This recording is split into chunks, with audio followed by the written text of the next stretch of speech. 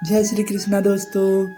किसी ने बड़े कमाल की बात कही है कि क्रोध के क्षण में धैर्य का एक पल दुख के हजारों पलों से बचे रहने में हमारी सहायता करता है।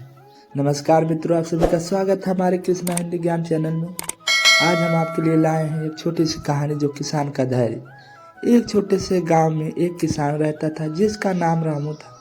रामू मेहनती और ईमानदार था, लेकिन उसकी खेती अक्सर प्राकृतिक आपदाओं के कारण प्रभावित होती थी।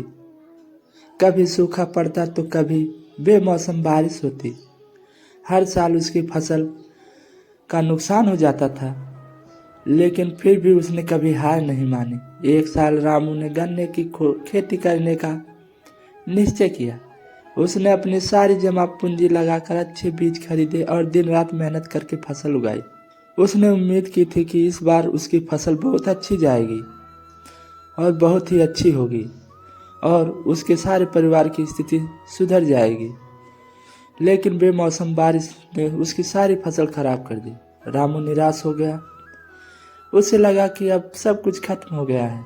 गांव वालों ने भी कहा, रामू, खेती तुम्हारे बस की बात नहीं है, कुछ और काम कर लो। लेकिन रामू का धैर्य और विश्वास अभी भी कायम था। उसने कहा, किसान का काम है मेहनत करना और भगवान पर विश्वास करना। हार मान लेना किसान का धर्म नहीं है। अगले साल रामू ने फिर से खेती की शुरुआत की। इस बार उसने नई तकनीकों का इस्तेमाल किया और अपनी फसल की अच्छे से देखभाल की, और इस बार उसकी मेहनत रंग लाई और उसने बहुत ही प्यारे प्यारे फसल उगाए और उसके खेत में इतनी हरियाली और इतनी अच्छी फसल हुई कि उसके गांव वाले देखकर उसकी काबिलियत हैरान हो गए।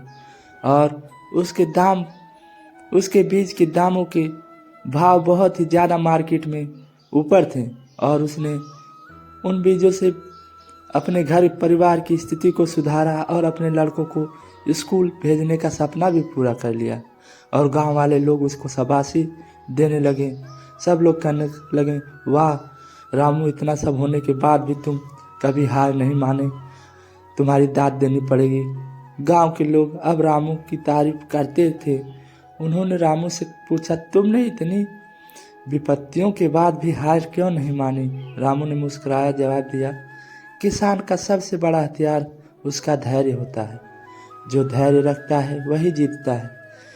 तो दोस्तों, इस कहानी से हमें यह सीखने को मिलता है कि जीवन में कितनी भी मुश्किलें आए, हमें धैर्य और विश्वास बनाए रखना चाहिए।